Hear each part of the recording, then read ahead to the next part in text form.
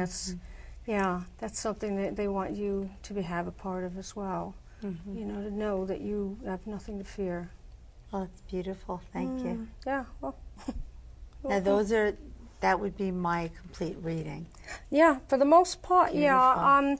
What happens is when I do a reading, I'll hold the person's hand for a bit. I get a feel for the person.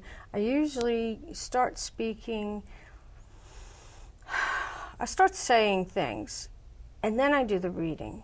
And that's why I tell people, they ask me, how can you tell if somebody's real and how somebody's not? And I tell them, because somebody real never asks you anything, they tell you. If somebody's really true in their heart, they'll tell you. They don't have to ask you anything. They don't need to know about your husband, your kids, you're this, you're that. They'll tell you about, you know, what's going on.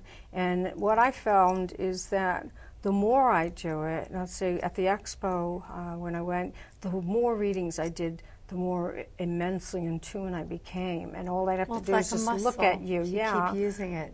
Exactly. Exactly. That's beautiful. Thank you. You're quite welcome. Yeah, beautiful cards. And I like these cards because they're really straight, direct to the point. Thank you, Archangel Michael. And, yeah. Ooh, okay, there you go.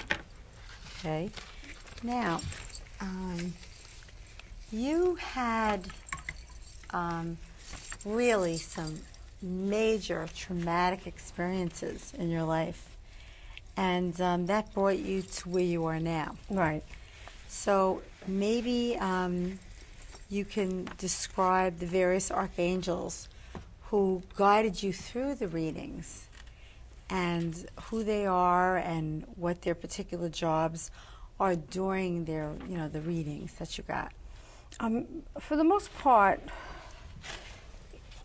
if I have someone come to my home, and into the angel room, I get a feel for them and what cards are, because I have about 12 decks of cards, and I have a feel for which ones I want to use for each person.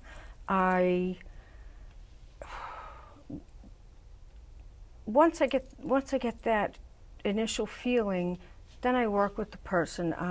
I don't necessarily just do the angelic readings. That's kind of an extra perk.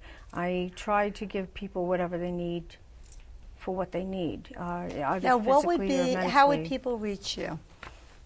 Well, you could call me, you know, through a friend. How would they reach you? Obviously, they would call you, but how would they reach you? What is your phone number? Oh, yeah, of course. Your email? How could you give us a little information? Okay, I'm sorry. On that? My phone number is 718-619-3579.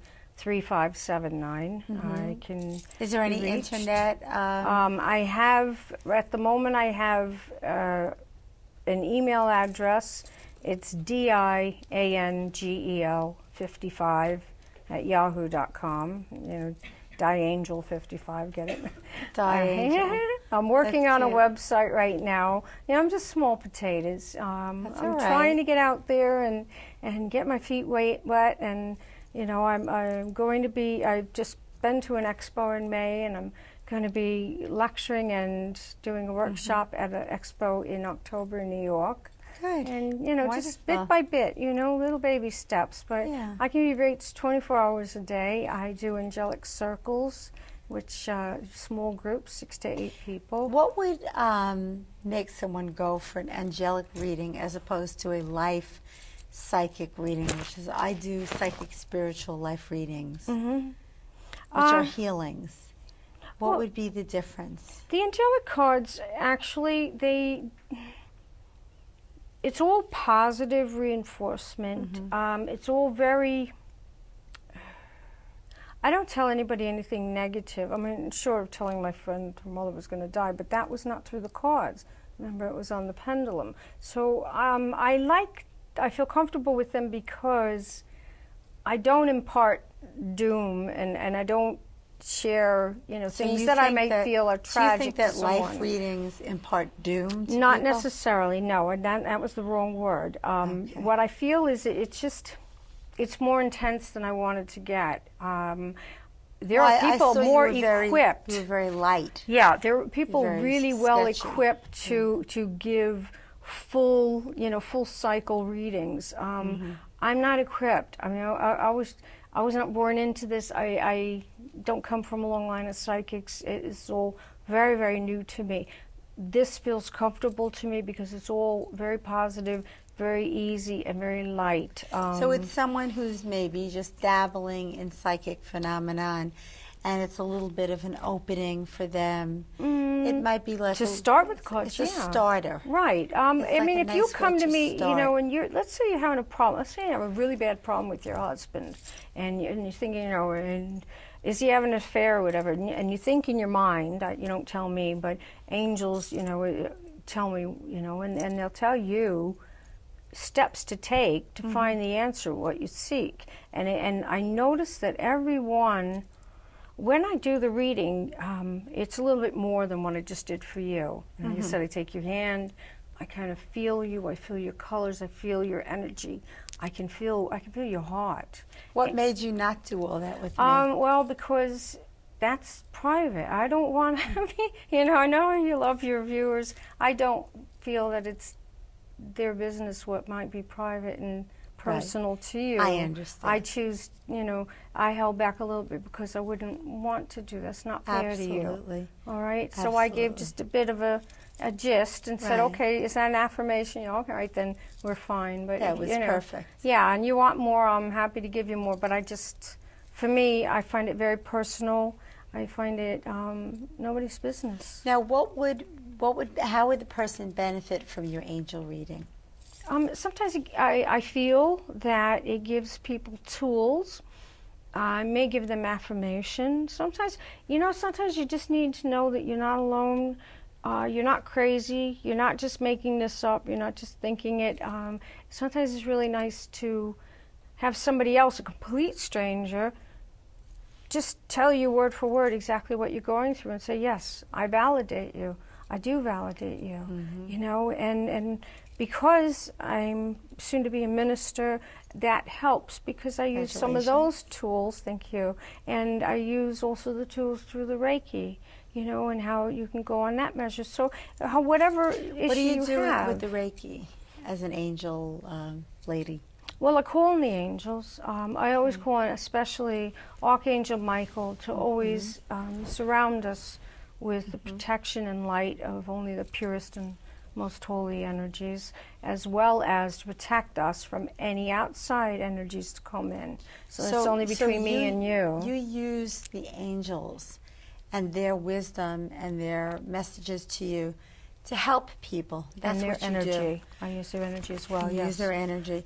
Now, what do you think is the overall message that the angels are trying to impart to the world? I am with you. I am with you. You're not alone. You are never alone. You are never alone. You hear that, guys? You are never alone. You're never Ever. alone. Even in your darkest hour. I mean, we are all alone, but truly, Never. we are There's really always are an never angel alone. with you. Always, always. Yes. Yeah, and Always actually, there, always there. there's a book over here, The Journey Home. You want to? Yes, this book here. This one, The Journey Home? The Journey Home is, if you see, it's. They covered up my my camera. Yeah. I'm gonna ask my my technical director to come out and let us see our monitor. Thank you. Okay, so. Thank you very much. All right. The book is called The Journey Home.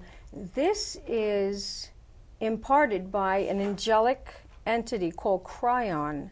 Cryon speaks to. Sure, it's not crayon? No, it's Cryon. It's Cryon. This angelic entity speaks through this man, Lee Carroll.